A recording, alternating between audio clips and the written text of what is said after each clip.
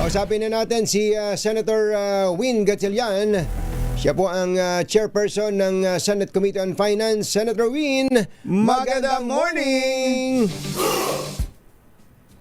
Good morning, Anthony. Magandang umaga sa inyong dalawa. Opo, Senator Win, kayo din po ba may hawak pang ibang komite, yung nabanggit ko kaninang Committee on Education o Higher Education? Hindi na.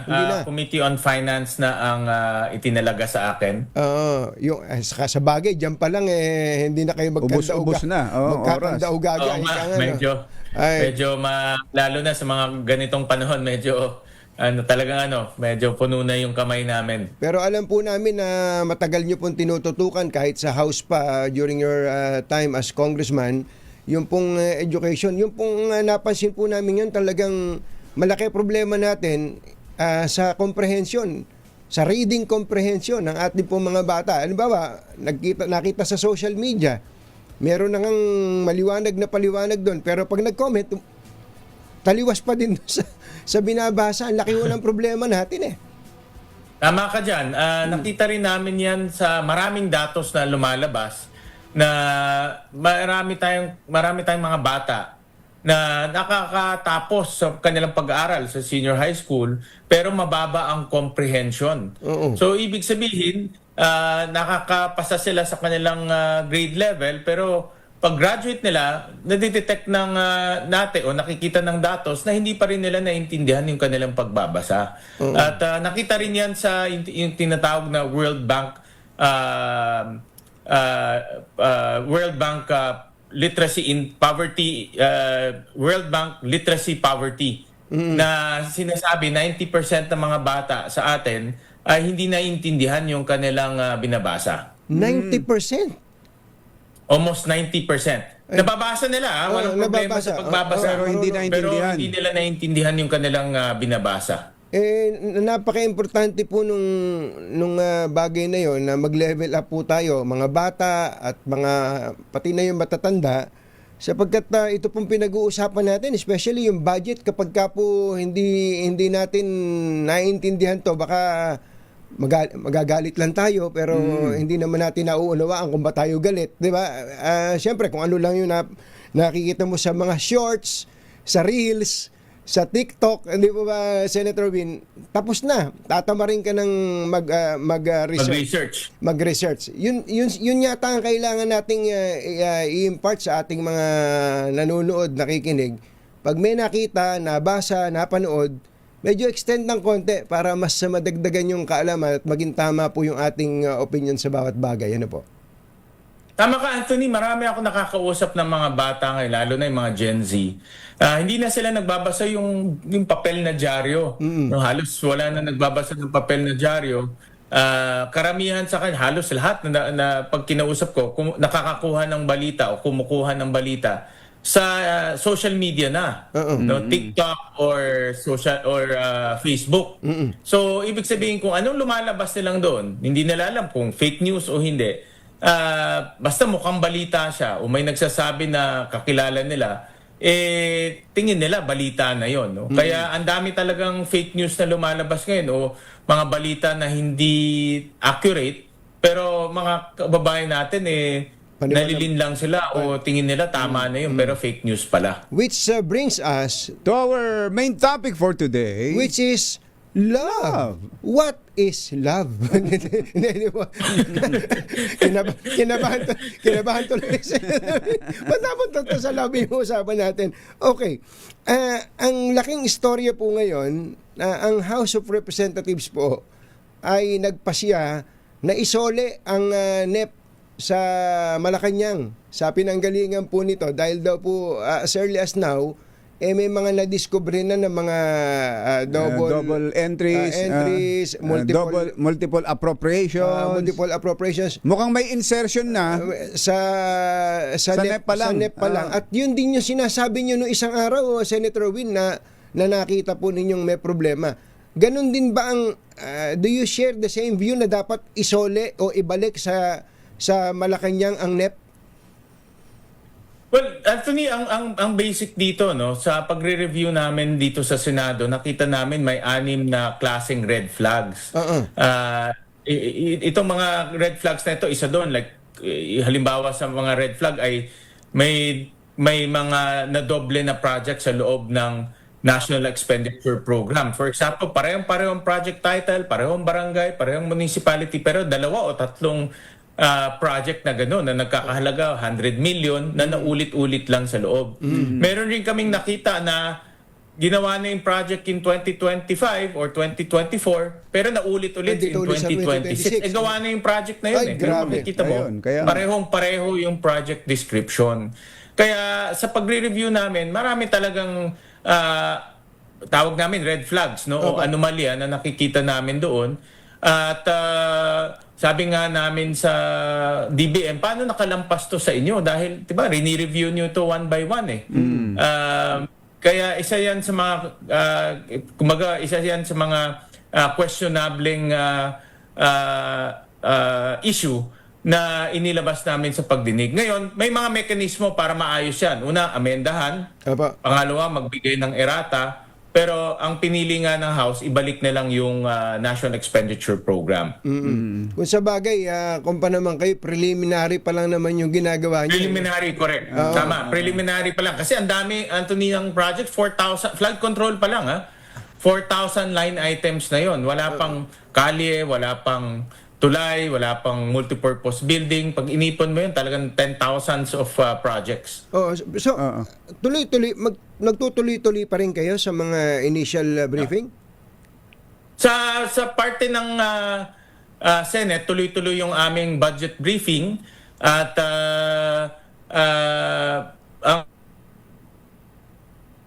ang isa sa mga kinakatakutan namin, baka madali yung budget eh. No, Ayun very nga. tight ang schedule. So tuloy-tuloy lang. Kung meron man nagalaw doon sa National Expenditure Program, doon na lang kami mag-a-adjust kung kakailanganin mag-hearing ulit o mag-briefing ulit. Pero lahat tayo, Senator, nakatutok pa lang sa flood control projects. Hindi o kaya meron ding ganyang nangyayari na mga double appropriations, multiple allocations at mga proyektong tapos na napopondohan ulit sa ibang mga klase ng projects, halimbawa sa kalsada, sa Yes. building at kung ano-ano pa. Posible yan, Jerry. Posible yan. Yung kalsada, marami rin kalsada. Oo. Meron tayong irrigation project, meron tayong flood, farm-to-market road, roads, meron yes. tayong mga kalsada, may multipurpose building pa, nakita kami doon. No? So, posible yan. Yan ang isa sa mga rini-review naman namin ngayon. Kasi yung flood control lang, 4,000 na, ang dami eh. No? So, ngayon, ang rini-review naman namin yung kabuuan na ng DPWH project. Yung pong binanggit nyo kanina, paano nakalampas sa Department of Budget and Management ito? Ano po bang paliwanag ng DBM? Di ba nag-briefing pa sa inyo ang DBCC? Oo nga eh. Ang paliwanag sa amin dahil nga sa dami ng project, hindi na nila rini-review to. Pero para sa akin, hindi katanggap-tanggap to dahil pag sinasabit ng executive ang budget at nanggagaling yan sa DBM, dahil lahat yan, ang gatekeeper ng budget, DBM eh. Yes. No, so lahat yan dumadaan sa DBM. Ang assumption namin, lahat ito ay maayos at na-review. Pero yun na nga, kahit na yung tabletop review lang, makikita mo may dobleng project na naulit. At hindi lang ako nakakita nun. Si Senator Erwin Tulfo, si Senator Lacson, nakita rin niya. So ang ibig sabihin talagang may mga projects na nakakalampas sa pagre-review ng DBM. Hindi, saka po kapag ka isinabmit ng Malacanang sa Kongreso yung NEP, ang tawag nila doon, the President's Budget. Correct. Oh. Tama. Oh. Tama ka dyan. Kaya the President's Budget, ang assumption natin, nabusisi yan, lahat ng ito ay Yes, oo. dumaan sa masusing pag-aaral. Pero yung Tama. yung proseso kasi, di po ba, Senator? Ang proseso, si DBM ang taga lagay ng cap. Sabihin sa sample lang to Halimbawa, sa Department of Public Works and Highways o DPWH, ang cap mo lang sa sa next year 2026 ay 800 billion. Pero ang pinopropose ni DPWH 1 trillion. Ang naintindihan ko sa paliwanag ni Secretary Pangandaman, ang papel lang nila, sabihan yung DPWH na, ipitin nyo Dito yan, lang kayo. bahala kayo kung saan kayo magbabawas, basta hanggang 800 billion lang kayo, ha? Tama. So, sabi nyo, hindi ka tanggap-tanggap yun? Pero, Anthony, dapat, dahil under their guidelines, tinitignan nila kung merong feasibility study, may detailed engineering. Yung detailed engineering, pag sinabi mong detailed engineering, dapat yung proyekto na yon napag-aralan mabuti at meron ng mga design. Kung meron ka ng design, hindi talaga magiging whole number. Kasi makikita natin lahat, puro 10 million, 100 million, buo yung numero. Diba pag gumagawa tayo ng bagay, hindi May naman butal. buo yung numero. May butal-butal yan eh. No? Yung butal-butal, ang ibig sabihin yun, talagang merong disenyo. Yes, No? yeah. Pero pag titignan natin yung budget, buo yung mga numero. So, sa aming palagay, walang detailed engineering to. At dinamin naman ng DBM na hindi nila malalaman dahil nga sa dami ng projects. Pero ang punto namin, pag sinabit yung president's budget, we assume na itong president's budget na review mabuti. Tama. At since yun na nga, gatekeeper ang DBM, ang pinaka bare minimum ay ma-review nila yung mga projects na inilagay doon. At meron nga mga, sabi ko nga, ipag-doble, common sense naman, pag-doble, doble. Pag nakita mong doble yun, di dapat magtaka ka na, bakit doble to? Tanggalin mo na kaagad. Saka yung, yung nakakainis yun, tapos Tapos na na. yung Oo. project, tapos Pupunduhan ulit. lalagyan mo na. Malinaw na kabuktutan yon talaga. Oo, Pero ang Mayroon kami nakita ganun, nasa 2024 GAA siya, yung General Appropriations Act. Tapos nakita namin ulit na ulit siya sa 2026 National Expenditure Program. Parehong-pareho yung description, parehong barangay, parehong description na ulit siya ulit. yun ang sa punto siguro ng DBM, Senator, sabi siguro ng DBM, kayo nakakaalam diyan sa engineering, sa field ninyong yan.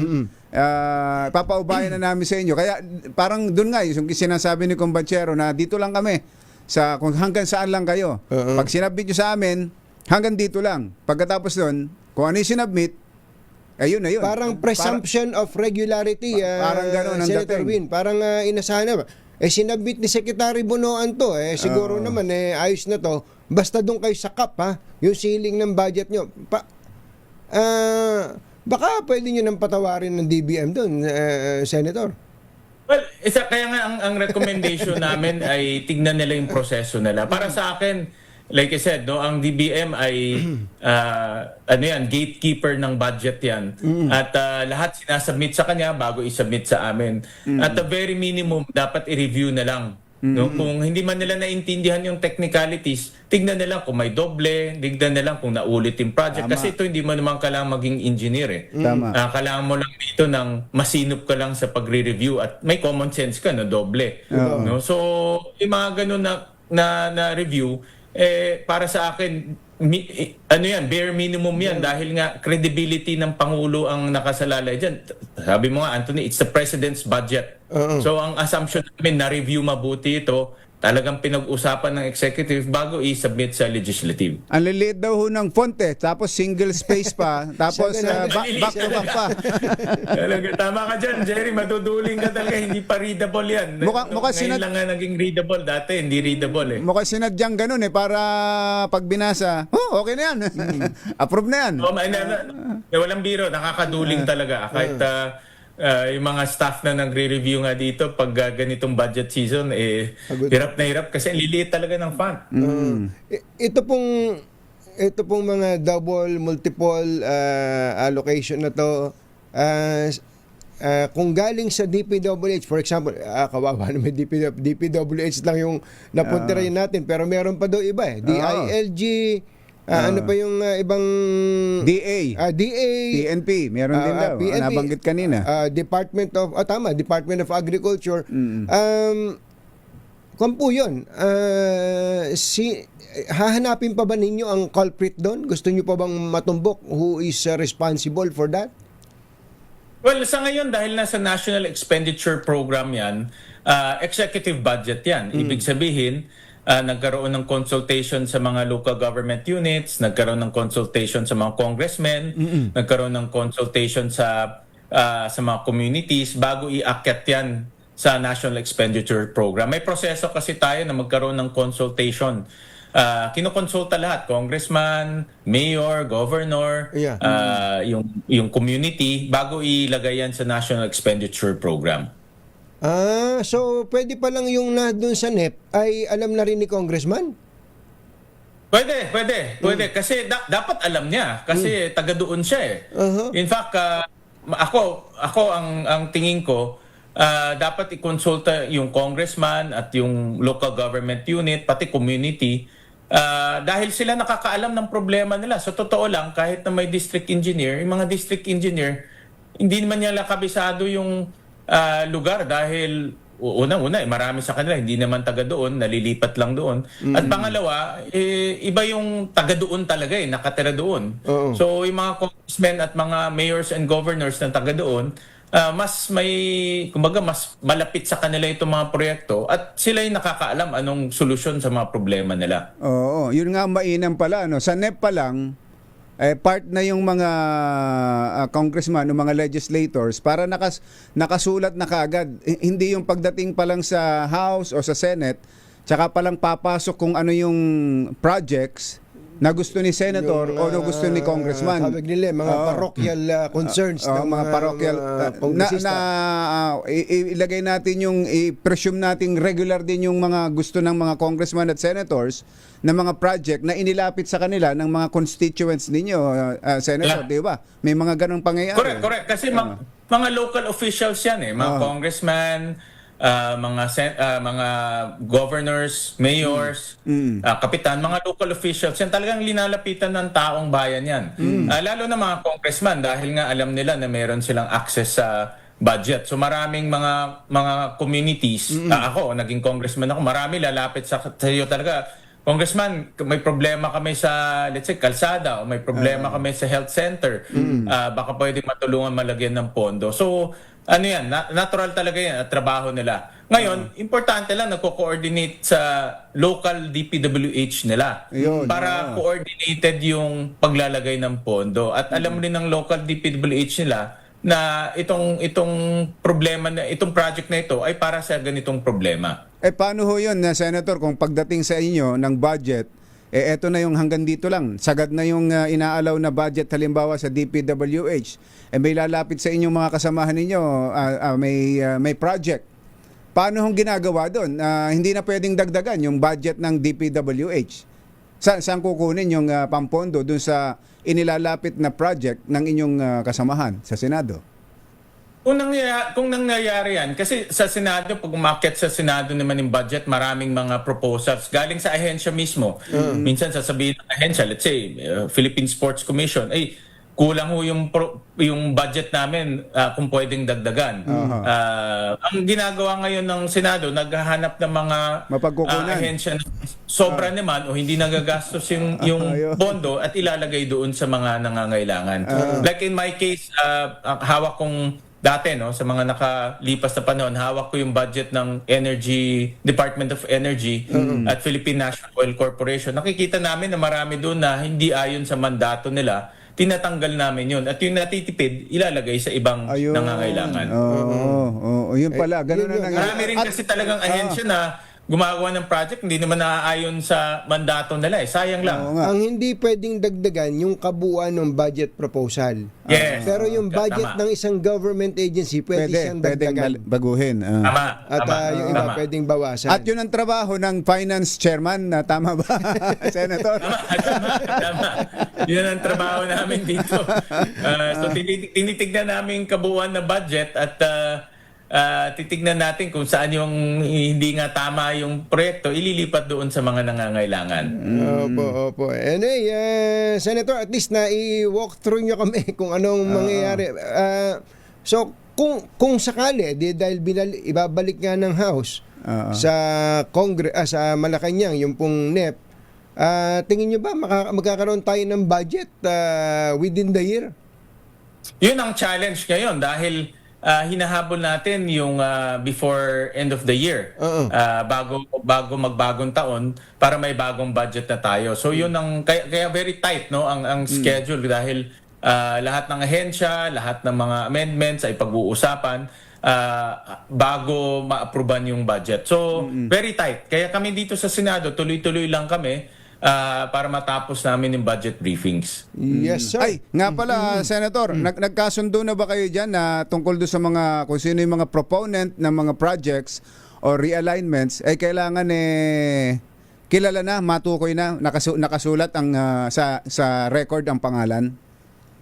Nagkasundo na kami. So pag mayroong mga senador na gusto malaman yung history, no? Kasi minsan maraming proponent history ng amendment, pag-uusapan namin sa floor para malaman ng lahat, no? Maririnig lahat. So hindi lang siya on record but on the floor. Wala.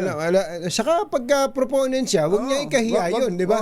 Ba't niya ikakahiya? Tama. I-depensa niya yun. Tama ka doon, Anthony. Actually, yan nga sinabi ni Senator Zubiri nung interpellation. Sabi niya, kung proponent ka at tingin mo kailangan ng isang lugar, kailangan ng isang bayan, and panindigan mo dahil i-justify mo sa mga kasamahan natin. Natatawa ko, Senator Win, meron kasing congressman, nung ginagawa yung project, ang laki-laki nung karatula niya. Through the efforts of Congressman so-and-so. Nung nagka-problema na, hindi akin yan, sabi niya. Hindi akin yan. Nung nagkaroon na ng problema. Natural yan, Anthony. Pag ako, umiikot ako sa buong Pilipinas almost every week. Maraming ganyan. Pero ako kasi, ng congressman rin ako, kaya alam ko talagang linalapitan yung mga mambabatas na at mga congressmen natin, ng mga constituents sila sa kalsada, basketball court, barangay hall. Talagang parte ng trabaho nila yan. Kaya hindi mo maaalis talaga na hahanap sila ng paraan para matulungan yung kanilang constituents. Pero dapat nasa tamang proseso. Nasa proseso. At walang kalokohan. Wag ikahiya. Wag ikahiya. Lalo na kung hindi substandard yun. Lalo na kung hindi ghost. Lalo na kung hindi ghost yung project. Oo. Kasi kung hindi naman ghost, kagaya ng, let's say, isang kalsada, makikinabang naman, maraming magsasaka, then wag ikahiya, panindigan. Yung road to my farm, hindi ba dapat ikahiya yun, Senator? Ayun, yung road, farm to market road, hindi pa natin tinitignan yan, Jerry. Malaking pondo rin yan. Nako, billion rin yan. Senator Win, alam namin marami kayong trabaho. Salamat po sa oras. Magandang umaga po. Thank you, Senator. Thank you, Jerry, Anthony. Maraming salamat. Maraming salamat po. Senator Win Gatchalian.